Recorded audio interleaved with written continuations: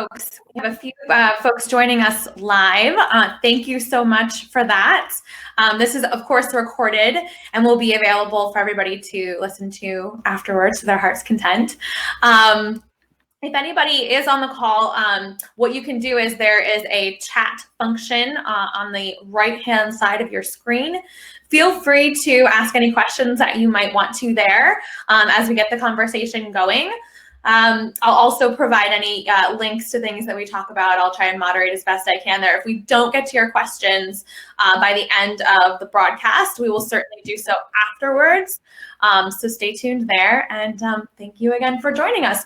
What I would love to do now is introduce our wonderful guests from Shiloh Christian Church.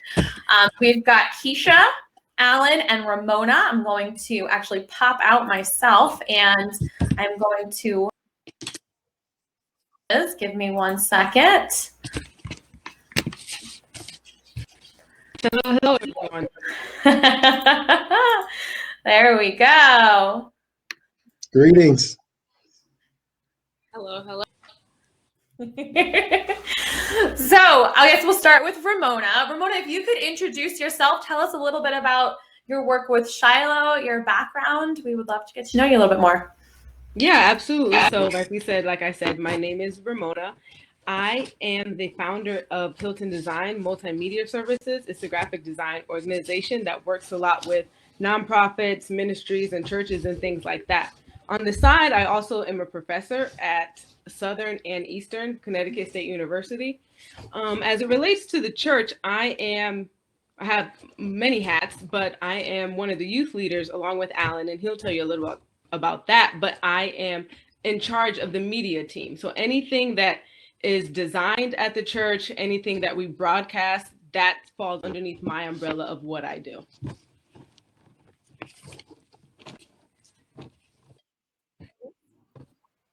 Yeah, sure. So my name is Alan Marshall. I'm a minister at Shiloh Christian Church, and I get to work with InterVarsity Christian Fellowship at Wesleyan University, mentoring and developing students there. And it's like a passion of mine. I'm also the founder of Marshall Photography and Alan Marshall Ministries, and you can find that at alanmarshallministries.com. Awesome. And I am Keshia from Boxbreaker Co. I specialize in working with faith-based individuals and visionaries who are ready and willing to brand God's way. So I really focus on the creativity, the branding strategy, and the marketing strategy when it comes to helping people take their vision to visuals that match the message that they have been given. I also assist Ramona with some of the marketing things that we're doing at Shiloh Christian Church. Amazing. Thank you guys for that background. And it's wonderful to see, you all have, individual businesses that you're running that I'm sure is being impacted in some way during these crazy times. So I'd love to, get into a little bit of that as well.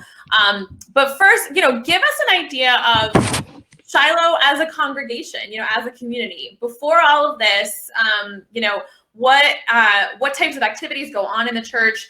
Give us a glimpse into the people, really, that you all serve. Yeah, so Shiloh is, and I'll start, and Alan can jump in or whenever. Shiloh is a multi-generational, multicultural church. We service anyone between the ages of 0 up to our oldest members are in their 80s. And so it's funny because we are very unique and diverse in the programming that we offer to the congregation and to the community.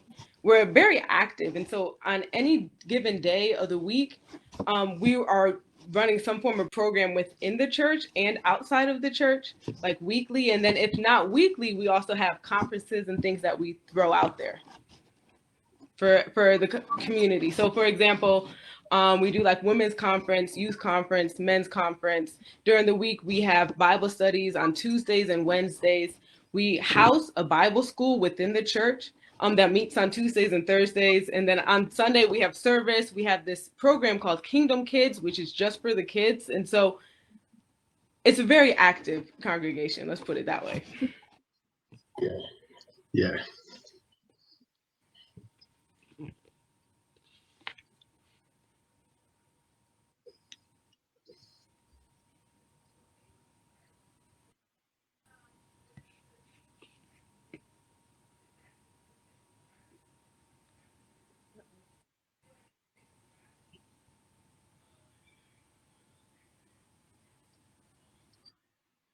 I see a Go ahead, Alan. I see you see the question. Yeah, I see a comment from Jesse.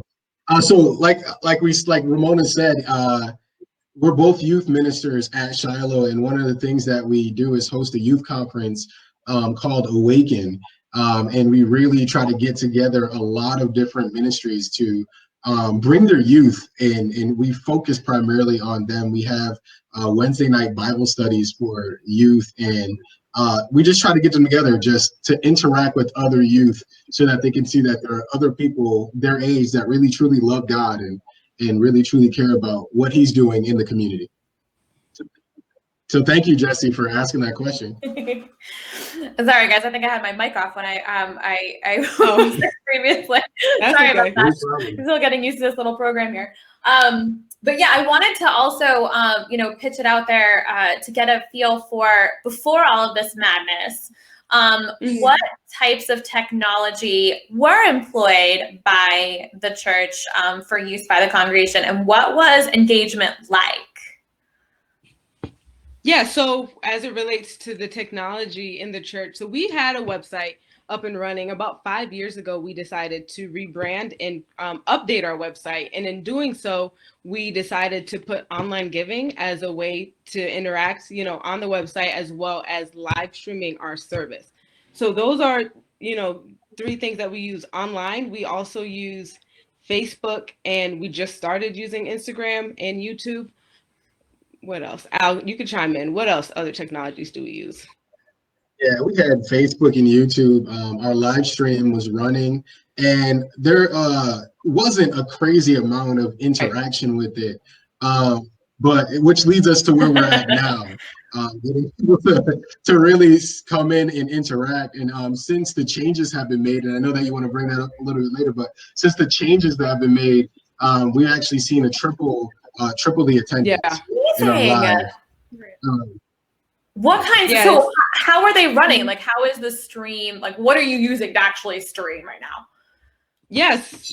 So, yeah, go ahead, Moni. You can carry it out. So we're using Facebook right now and YouTube, and we're just branching off onto Instagram as well, because Instagram just seems to be booming at this moment, especially with our age demographic. So we've been really like breaking into that area as well. But initially, what I'm the video guy. I focus on video a lot at the church, and we just happen to have very old equipment. And because we had such old equipment, there would be like a constant ring. If you watch any of our old live videos, a constant ring through it, and the video quality was probably about 720. And it was just pretty bad. And so we would get people that tuned in, and their comments would always be like, "Yeah, I tune in, but the ringing is so loud and I can't stay on." So what we ended up doing was we realized that it would be a lot to switch over and try to go completely live right now. So what we started doing was pre-recording our services. Wow. So yeah, we pre-record it and then show it as a premiere on Facebook and YouTube. And where we have a congregation of a little over 100, our first weekend, we noticed that we had 400 people who tuned in to watch it, and it's been growing ever since. Yeah, that's amazing. Yeah, it's really great that way. And we've used Zoom a lot for our Bible studies, since, like I said, we're there almost every day of the week, and so we've grown in that sense too. So on Tuesdays, we have, to engage the kids, we have this thing called story time, and we use Zoom for that. We use Zoom for young adult Bible studies. We use Zoom for Wednesday night Bible studies, and conference call we do for the prayer call. But Zoom, even just using that, has tripled and doubled our attendance, and because it takes down barriers. Where last night on our call, we had people from Pennsylvania, people from New York joining us, and so Zoom, we haven't used that before any of this virus or anything. And so now that it's pushed us into using Zoom, I don't foresee us going back to not. Yeah. That's amazing. I mean, you already had a really strong brand, and in Shiloh, it's obvious in looking at anything that you had, even before all of this happened, and now all of that is really resonating in all of these new channels that you have. Keshia, maybe this is a question more in your court, you being certainly a branding expert. What are some of the things that you're experiencing now, regarding the strength of the brand, like how Shiloh built that brand, and now what are some opportunities in continuing to develop that brand in this crazy climate? Yeah, that's an awesome question. I know we had a meeting the other night and we talked about the importance of the culture. And so any brand, it's important to communicate the culture and communicate the vision of the church to the people. And so what we're seeing now is there is an open door, if you will, to take what happened in person and translate that online. And that goes from everything to community, reaching out to members during the week. That goes, for the worship team, and how do we infuse the worship that people still are able to get worship. We did something in March called March Madness. Every member submitted their top worship song, and we shared it on Facebook. And so it's just the strength of the brand. You could argue that it gotten stronger in these last 2 weeks, because now we've been challenged with how does someone, if they don't know about Shiloh, how do we present Shiloh as a whole package online, and not just say come to church on Sunday, because now they can pop in at Tuesday, Wednesday, and Sunday now to meet with us. So one of the things that has really helped with the strength of that is us defining who, like Ramona said, we're multicultural, different age groups, professionals, we have families. So defining that target audience and then trying to meet them where they are. So for example, with us switching to Instagram, of course, that's going to be more millennial driven, right? And then on Facebook, we have the members who may be a little older or more professional. And so how do we present the same experience from both platforms in the same way? Yeah, it's such an interesting exercise, that you and I'm sure many other churches right now are going through. And I think, again, the fact that you guys can get this message out and all of your activities out in all these various channels and reach so many more people than ever before is a huge bonus. But I'm sure some of that has to do with, the fact that, we're all home and we're looking for certainly more strength through spirituality, right? So that's super important. And I think people are really hungry for that type of content. But then second, I'm sure that there are churches that are not as well equipped for this challenge as you guys have been. So, maybe we'll start with Ramona. I'd love to hear like each of your, because you guys have all very specific backgrounds in marketing as well. What are some things that you would recommend, low-hanging fruit that a church could kind of start with if they wanted to, work towards achieving the type of transitional success that Shiloh is now experiencing? Yeah. So Ramona. So I'll go first. Yeah. So I would say to don't first get overwhelmed and think that you have to put on this huge production, right? The main thing that people want is interaction. They will still want to feel connected. They still want to get access to that word. And so I will cover the umbrella of like graphic design. And, not everybody has an in-house graphic designer. I understand that, but there are a lot of tools out there that would help enable them to create graphics that would be easy enough to use and to get the message out. I know Canva, canva.com is an app and a website, and it's free. And it has templates up there for Instagram posts, for flyers, for Facebook posts, for Facebook headers, Instagram stories. I would suggest using that.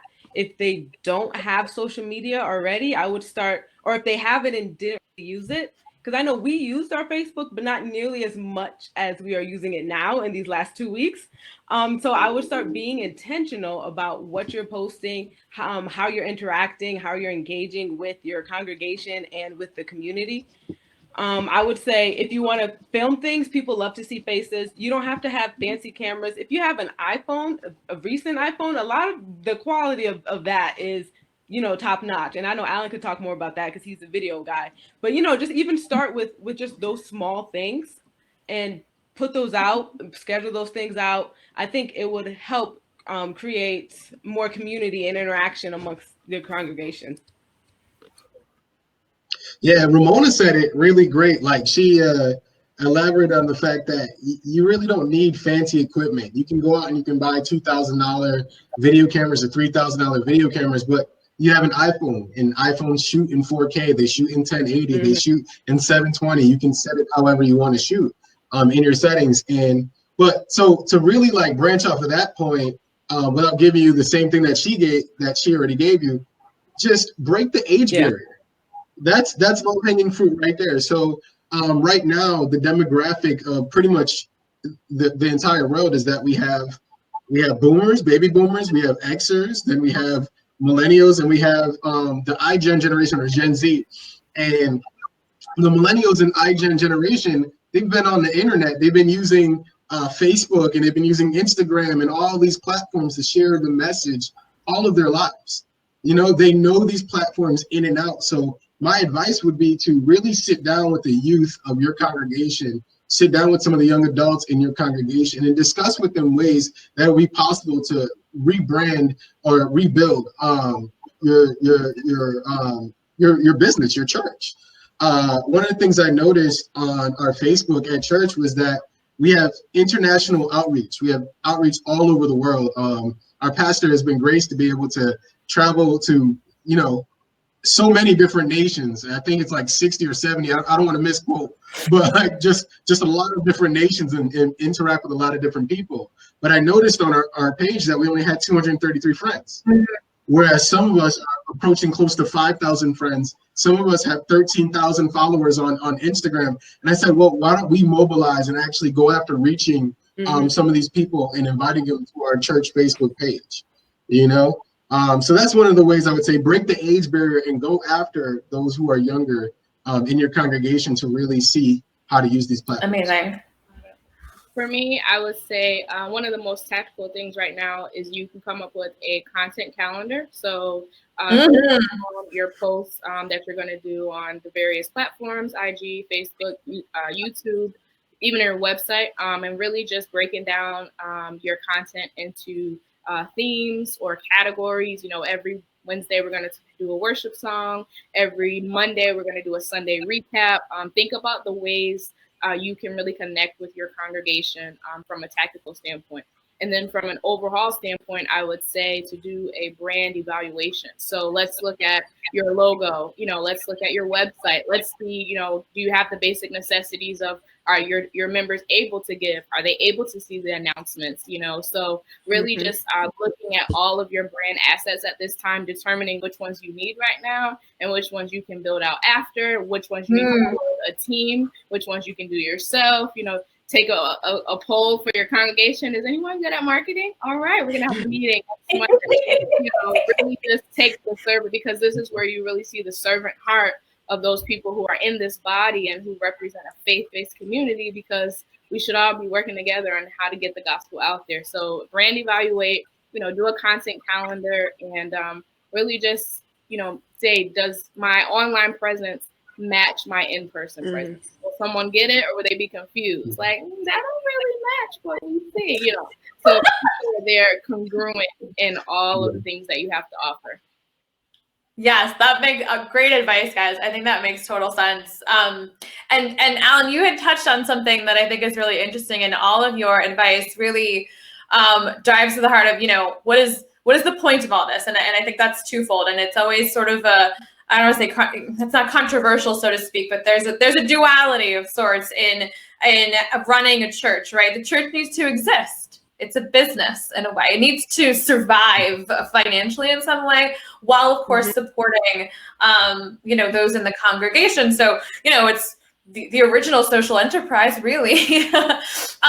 So how has that, you know, been challenged by not physically having people walk through the doors of the church, and opportunities to, you know, give that might have been more physically present and obvious? Like, what are some things that you guys are employing to not only keep people engaged, but to keep people supporting the church, maybe financially in some way? Yeah, so one of the things that we do is in our video, we ask people to give the same way that they would give at church. We make sure we mention little banners. We use our website is one of the main ways people can give. You can go on there and just donate to what's going on. And that's pretty much one of the ways that we're getting them to do that. Yeah, so to tag off of that, so we do the tithes online and all those things, but we also try to encourage and push people to give in other ways other than financially. And so one of the things that we're doing starting today, April 1st, is we're having a devotional every day, a video devotional that's being pushed to all platforms. And I did want to say this before because I forgot, because not everybody is on social media, on Facebook or Instagram. So that's why it's also important to have like some kind of email marketing systems, like a Constant Contact or YouTube. And so one of the things to engage them so that they can give is, you know, give of their time, give of their gifts, give of their talents. Is one of the things is we have people scheduled out to do devotionals. And so they still feel like they're still serving in some way. Right. Another thing that we're doing is, even in the midst of all of this, the homeless population is still affected like greatly. And so our church signed up every Friday to make food for them. And so keeping in line with social distancing, you know, you make the food at home, drop it off at the church, and then someone picks it up and brings it. And so that's just another way for people to feel involved, like they're still serving and they're still a part of our church, even though we're all trapped at home.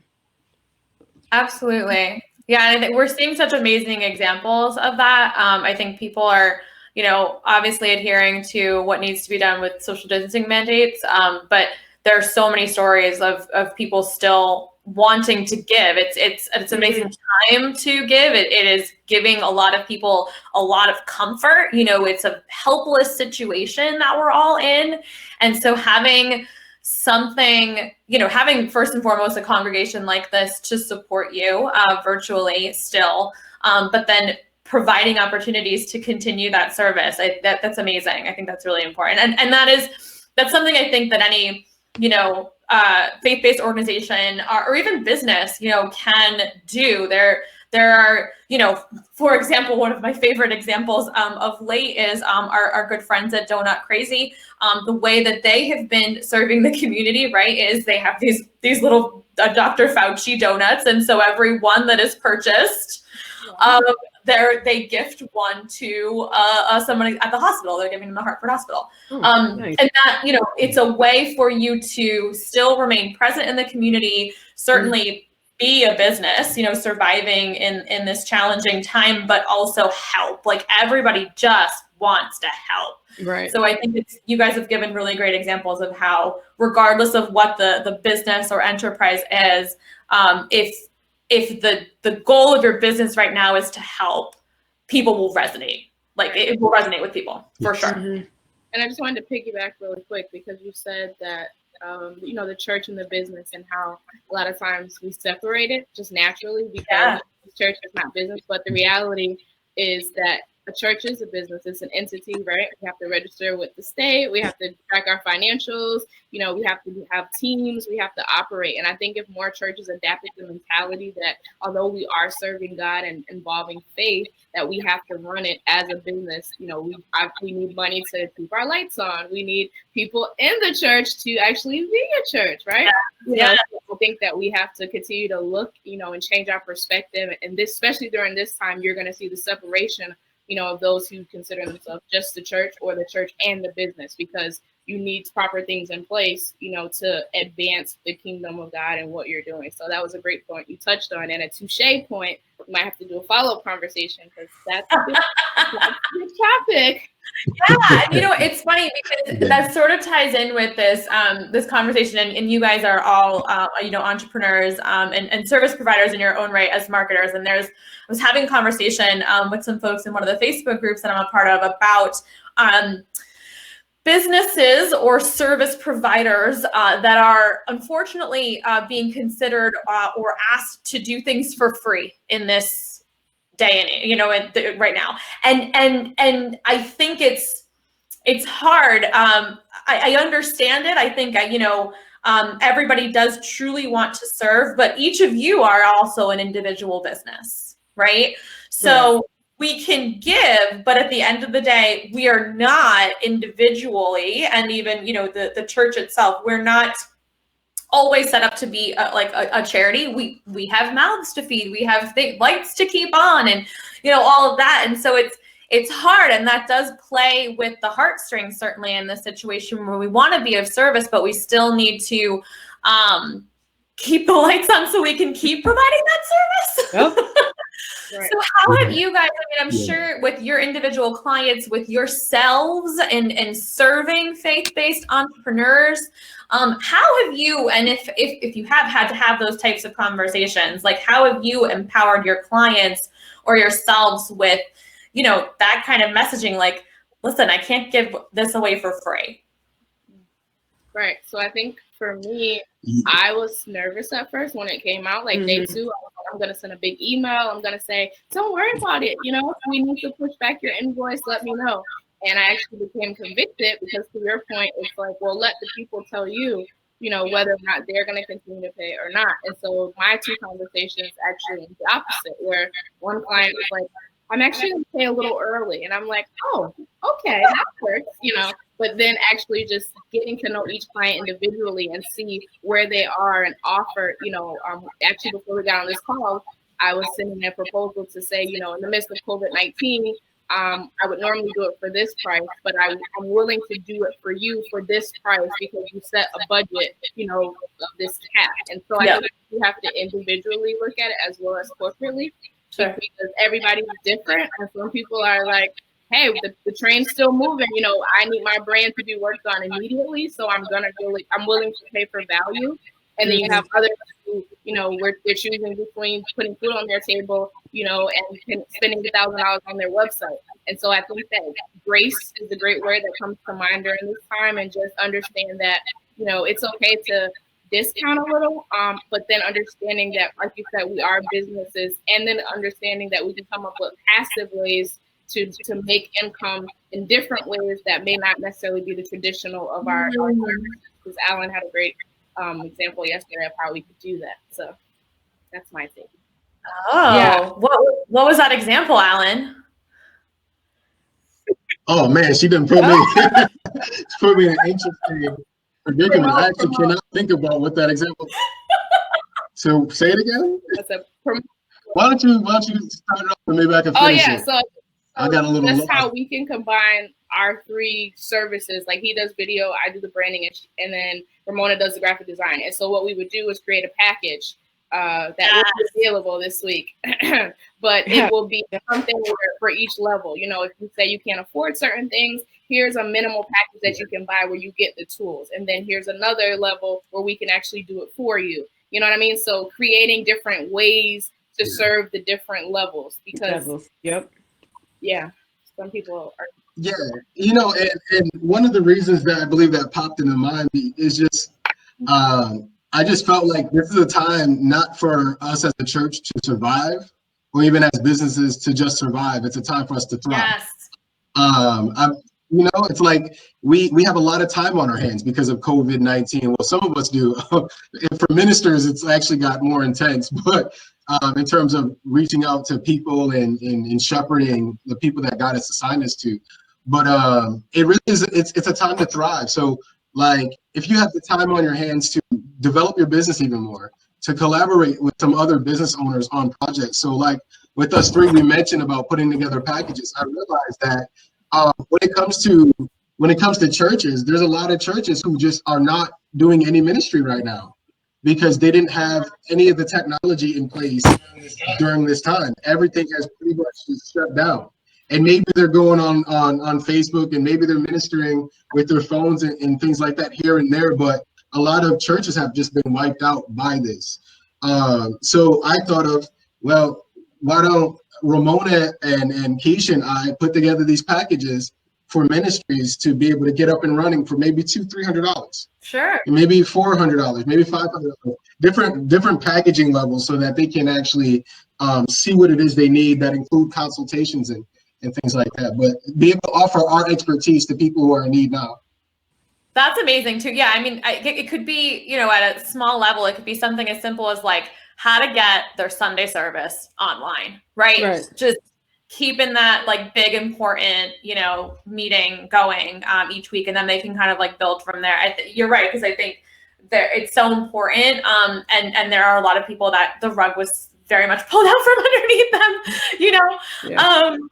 Churches for sure, and even, you know, a lot of like small businesses that we work with in town as well.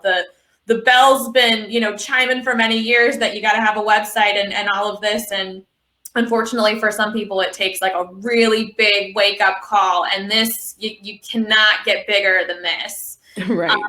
So I am hoping that there is, you know, some really meaningful change that is made. And a lot of the conversations we've been having, actually even yesterday, 2 days ago, I had one with the executive director of the West Hartford Chamber of Commerce, and he was saying that in downturns, downturns that have been the largest sort of accumulations of wealth have happened after a downturn, a major downturn. And that was the first time I was hearing that. I thought that was really interesting. Right. It makes sense. It makes sense sort of psychologically. You know, we know ourselves, we react to things, right? We want to, as humans and as a community, kind of persevere. But also, you know, and I've tried to kind of use my words appropriately. I don't like to say take advantage of this time period or be opportunistic about it. There's my dog. But I want to create like there is a silver lining if you can leverage the situation, right? And so I think whether you had the leg up already of having some technology in place, or if you really just take this time to get it going with professionals like yourselves, you know, there is the ability to thrive after this. Yes. You know, get through it and then thrive after this. I thank you guys so much for your time. I wanted to ask you one more question that I actually didn't even prep you with, but I figured you'd have something in your back pocket. If each of you could share, if there's a scripture or a lyric or a phrase, something that's been in your hearts for, you know, to help you kind of get through this period of time. If each of you could share what that is, I would love to hear it. Ramona, you want to go first? Yeah, hold on. I just want to pull it. You pull it up. Oh. Yeah, I want to read it. I don't want to paraphrase. I want to read it exactly. Okay. I figured you guys would have something. Yeah, so I'll start with. Yeah, for me. Okay, go ahead. Okay, so I'll start. Go ahead, Mom. So for me, so two things. What I always try to do at the beginning of the year or the end of the year is to ask the Lord to give me a verse. And for the year that I could just hold on to as an anchor. And it's funny because at the end of last year, he didn't give me a verse, he gave me a word. And the word was believe. And for me, that just has a lot of weight to it because before any of this was happening, you know, last year was last year with ups and downs, but where I struggled was in that area of belief.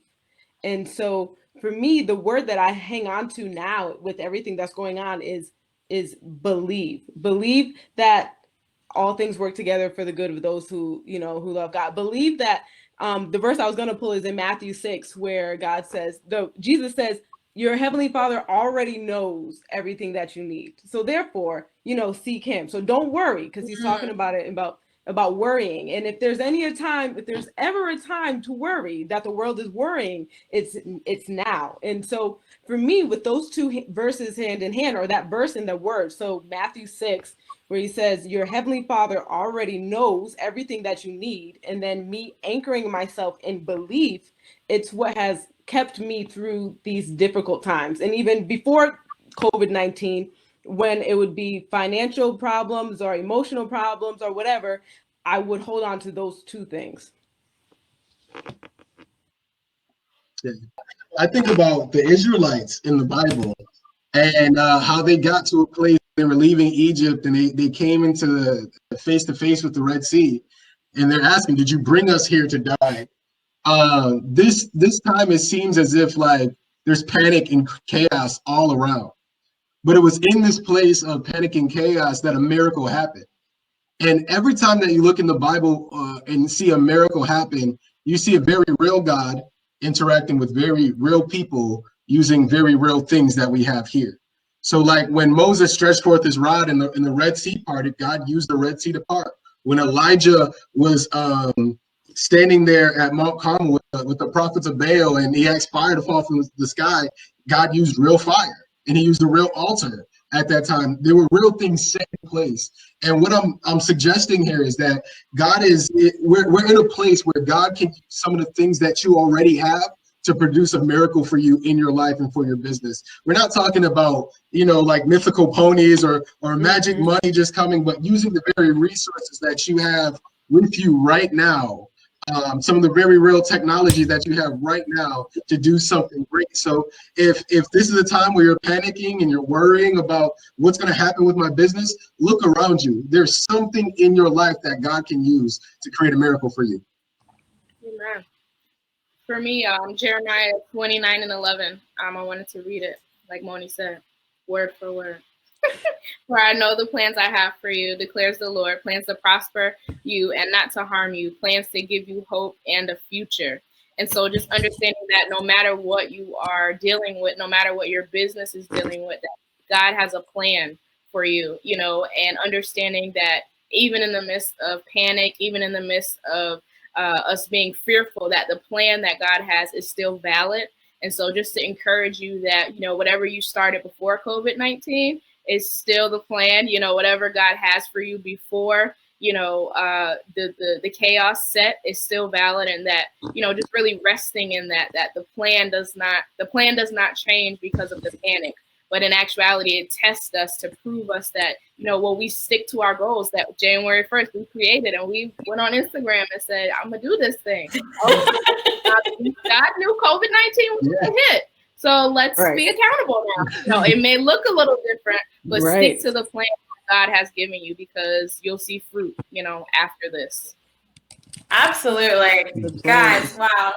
Absolutely. I mean, if there was ever something that was going to test us, this is certainly it. And I am thrilled, that you guys have joined us, given us this great motivation and kind of tactics to move forward with. And I am so thrilled to see the work that you do with Shiloh and the rest of your clients to help them, get through and thrive beyond this very real test. And we just want to shout out to our pastor, which is, fun fact, Ramona's dad. She's a PK. But just our pastors for allowing us to even, talk about what's going on in the church, and giving the grace and to be on board with all the new changes too. So, leadership is very important during this time.